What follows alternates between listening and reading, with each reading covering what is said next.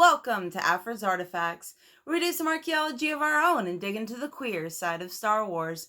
I'm your host, Alia Morgaine, and it's so great to have you here. Well, today we're talking about another story in the From a Certain Point of View Empire Strikes Back anthology of 40 short stories.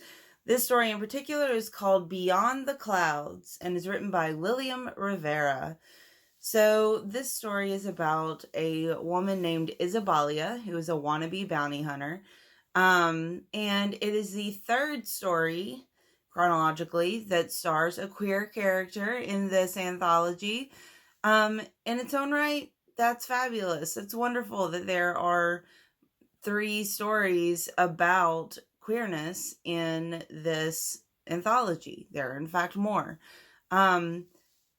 But this particular tale, the premise didn't make much sense. There was no real connection to the bigger part of the story.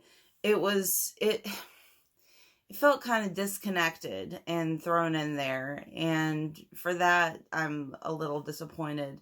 But Isabalia herself and her flirtations with her crush, Joy Aya, are great. So we're going to talk about that a little bit. So, Isabalia is a wannabe bounty hunter, as I said. She rents out a room from an Ugnaught woman named Reknello Kott, and she is desperate to make a name for herself.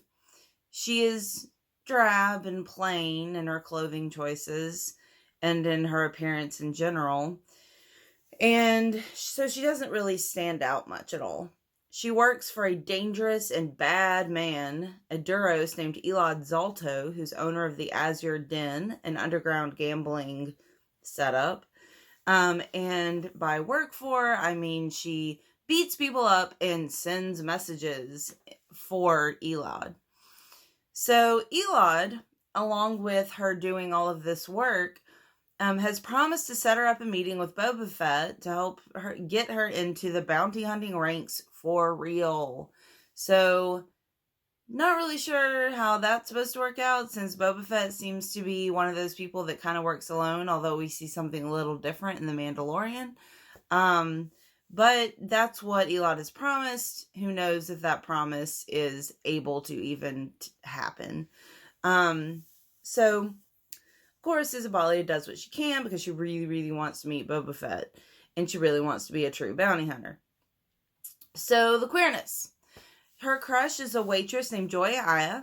And in the story, Isabalia runs across Joy when she is acting as a dealer at one of Elad's tables in the underground gambling ring. So, Isabalia thinks, it's been a couple of months since I saw her. She looks good, but then Joy always looks good. Joy is the only person on Cloud City my age who can cause me to stumble over my words. It must be those piercing dark brown eyes.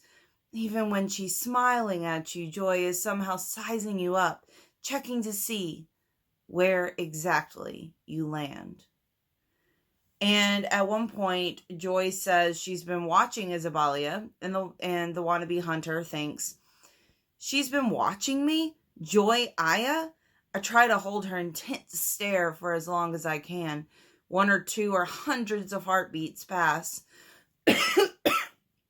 And I forget what I'm meant to be doing. So they go on like this, and eventually Joy passes on a card to Isabalia that says a change, Sector 4. And we find in Sector 4 the beginnings of a labor dispute, which is where this story gets a little odd. So, Isabalia goes over there. At first, she's very hesitant about joining up with all the people that are going to instigate a work stoppage. She still really wants to be a bounty hunter, wants to keep doing what she's doing, but she has a change of heart. And she says, I heard there's a work stoppage happening, I say after a couple of beats. Not sure if I'm dressed for it, but Joy chuckles, flashing that smile. There's hope for you yet, Isabalia, she says. This time I hold her stare. Maybe I can even hold it for a lifetime. Enough of that, you two, Ragnello says. The work is before us. Come on, Joy says. Our people are waiting. She grabs my hand and I don't let go. So that's the end of the story, the very end of the story.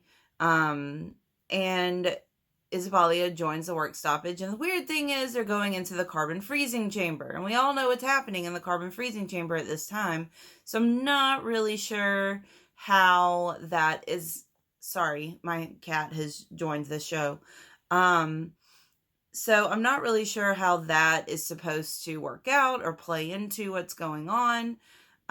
It's a little confusing. It's a little strange. So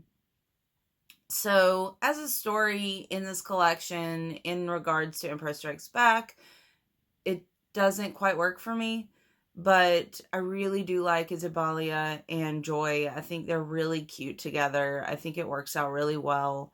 I love that Isabalia changes her mind and tries to make her life better by doing something for the greater good rather than being a bounty hunter. And I really enjoy that aspect of this story. So I'm thankful that it exists. So what do you think about it?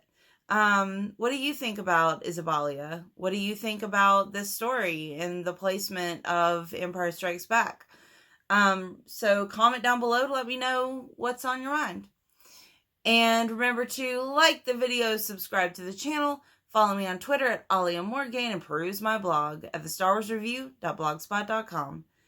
And remember, there's new content next Sunday at 6 p.m. Central.